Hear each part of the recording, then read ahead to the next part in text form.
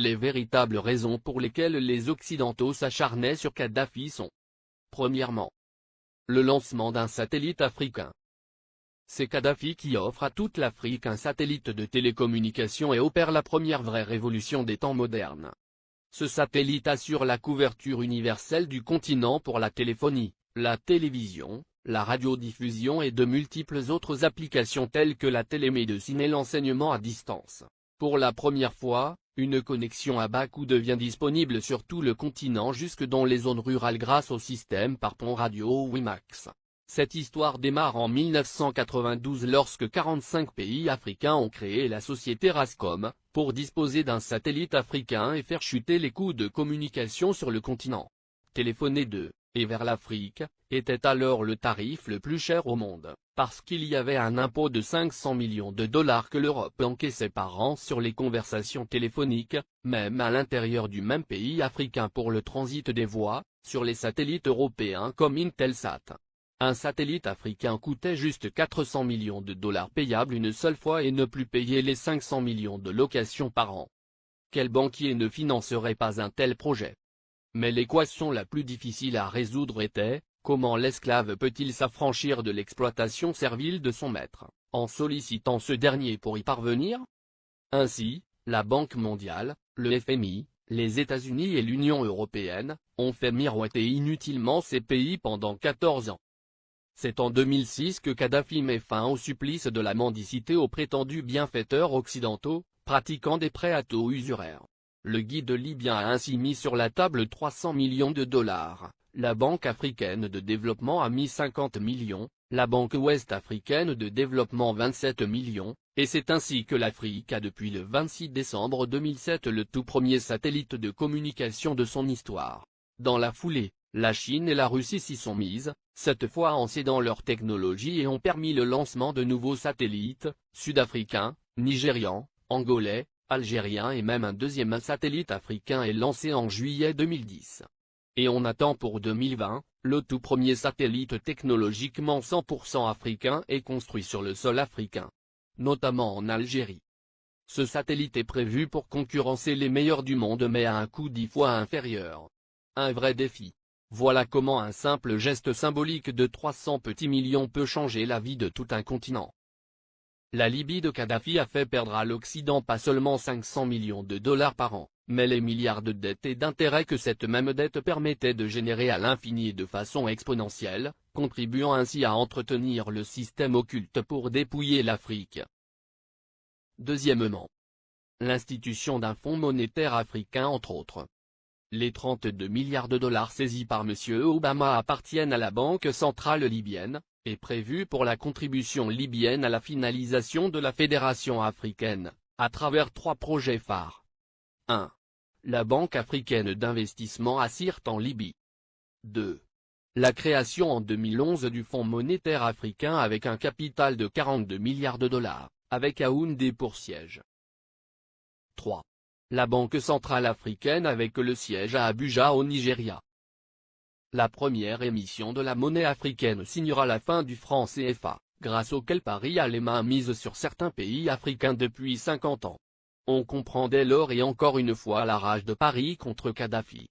Le Fonds monétaire africain doit remplacer en tout et pour tout, les activités sur le sol africain du Fonds monétaire international, FMI, qui avec seulement 25 milliards de dollars de capital a pu mettre à genoux tout un continent avec des privatisations discutables, comme obliger les pays africains à passer d'un monopole public vers un monopole privé.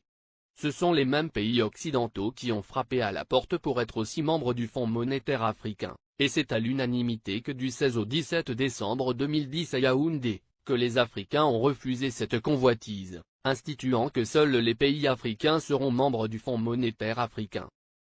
Il est donc évident qu'après la Libye, la coalition occidentale déclarera sa prochaine guerre à l'Algérie, car en plus de ressources énergétiques énormes, ce pays dispose d'une réserve monétaire de 150 milliards d'euros. Ce qui devient la convoitise de tous les pays qui bombardent la Libye et qui ont tous quelque chose en commun, ils sont tous financièrement quasiment en faillite. Les États-Unis à eux seuls ont 14 000 milliards de dollars de dette, la France, la Grande-Bretagne et l'Italie ont chacun environ 2 000 milliards d'euros de dette publique. alors que les 46 pays d'Afrique noire ont au total, moins de 400 milliards de dollars de dette publique. Créer des fausses guerres en Afrique dans l'espoir de trouver de l'oxygène pour continuer leur apnée économique, qui ne fait que s'empirer, ne fera qu'enfoncer les Occidentaux dans leur déclin qui a débuté en 1884 lors de la conférence de Berlin. Car comme l'avait prédit l'économiste américain, Adam Smith en 1865, dans son soutien à Abraham Lincoln pour l'abolition de l'esclavage, l'économie de tout pays qui pratique l'esclavage des Noirs, est en train d'amorcer une descente vers l'enfer qui sera rude le jour où les autres nations vont se réveiller. Pour empêcher Mouammar Kadhafi de concrétiser le rêve de millions d'Africains dès 2014, il fallait donc l'éliminer avant, ou perdre le contrôle total de l'Afrique. Voici toute la raison qui guida la France, les États-Unis, la Grande-Bretagne et leurs alliés dans leur campagne contre Kadhafi. Monnaie, Fonds monétaire africain, Banque centrale africaine, télécommunications, transport, États-Unis d'Afrique. Mouammar Kadhafi avait ingénieusement tout planifié, se fixant comme délai l'année 2014 pour la création de la Banque centrale, le Fonds monétaire et bien d'autres encore pour affranchir le continent noir, après un demi-siècle d'indépendance aux allures de paroles suivies d'aucun acte ou de gouverner sans régner. Après avoir émis l'idée en 2000, lors du sommet de l'Organisation de l'Unité africaine, il a obtenu la création de l'Union africaine quelques années plus tard, le guide libyen pousse le bouchon plus loin. Satellite africain et Afriquia, deux idées concrètes pour l'unité. Mouammar Kadhafi pousse ses pairs à acheter un satellite africain pour que l'Afrique ait son indépendance en matière de communication. Il préfinance cet achat avec plusieurs centaines de millions de dollars américains.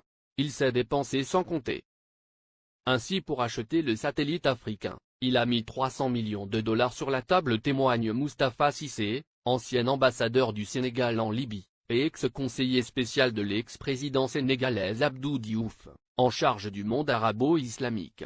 Le guide de la Jamaïria libyenne offrit ainsi Rascom CAF 1, le premier satellite de télécommunication entièrement dédié au continent africain et ses îles. Il a été mis en orbite le 20 décembre 2007. Cela a été le premier lancement de l'histoire pour tous les pays africains. Kadhafi lance également la compagnie de transport aérien, Afriquia Airways, qui assure la liaison entre les capitales africaines et régions du continent. La compagnie offrait 4 vols réguliers entre Tripoli et Dakar, Abidjan et Le Caire, et bien d'autres. Beaucoup de gens utilisaient la ligne Afriquia pour aller à Paris. Parce qu'on pouvait faire Dakar, Tripoli, Paris, et retour à 400 000 francs CFA, 615 €, ajoute le diplomate sénégalais. Alors Tripoli était devenue une plateforme de communication entre l'Afrique, le monde arabe et l'Europe. La monnaie et la Banque centrale africaine en 2014. Kadhafi avait proposé la mise en place d'une union monétaire africaine, UEMA. Il avait dégagé 30 milliards de dollars pour la création de l'UEMA qui devrait avoir Yaoundé au Cameroun pour siège. Il avait également prévu la création d'une Banque centrale africaine, BCA, qui devrait installer son quartier général à Abuja, la capitale fédérale du Nigeria. Il était question que cette banque africaine commence à émettre une monnaie africaine à partir de 2014, ce qui ne plaît pas aux Occidentaux, parce que ça nous permettrait de nous passer du franc CFA, et des autres monnaies qui ne font que briser nos économies. Kadhafi avait une politique africaine très dynamique. Du Sénégal au Tchad, en passant par la Guinée, la Côte d'Ivoire, le Ghana, le Libéria, le Bénin, le Togo, le Nigeria, le Niger, le Mali, etc. Le guide libyen a investi des milliards de dollars dans les secteurs agricoles, hydrocarbures, hôtellerie et tourisme, et dans l'équipement. Au Mali, le plus petit investissement libyen est chiffré à 50 milliards francs CFA dans l'industrie hôtelière. Ces investissements libyens dans l'hôtellerie sont estimés à plus de 50 milliards de francs CFA, a déclaré Oumar Bala Touré, directeur général de l'Office malien du tourisme. Plusieurs autres centaines de milliards ont été investis dans le secteur agricole. Pour les Maliens, Kadhafi est un homme qui s'est engagé pour la cause africaine. Le Conseil national de transition, CNT, est considéré au Mali comme un organe rebelle soutenu par la communauté internationale.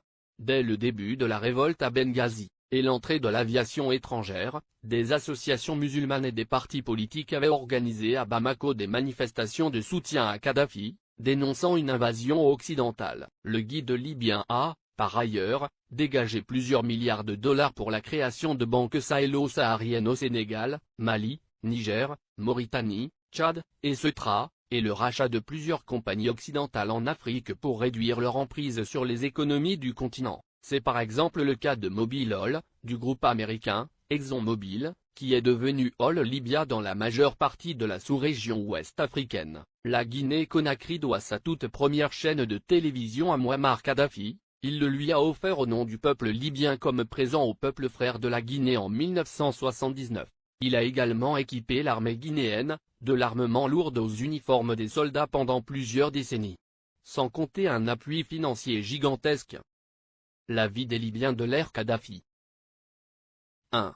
La Libye était le dernier pays sur la liste des pays endettés, la dette était à 3,3% du PIB, en France, elle était à 85%, aux USA à 88,9%, au Japon à 225,8%. 2. L'électricité à usage domestique était gratuite. 3. L'eau à usage domestique était gratuite. 4. Le prix d'un litre d'essence était de 0,08 €. 5. Les banques libyennes accordaient des prêts sans intérêt. 6. Les citoyens n'avaient pas d'impôts à payer, et la TVA n'existait pas. 7. Chaque famille libyenne, sur présentation du livret de famille, recevait une aide de 300 € par mois. 8. Pour chaque étudiant voulant faire ses études à l'étranger, le gouvernement de Kadhafi attribuait une bourse de 1627 € par mois. L'ONU, la France et les USA ont bombardé la Libye pour défendre leurs intérêts, objectif principal, détruire la création des États-Unis d'Afrique.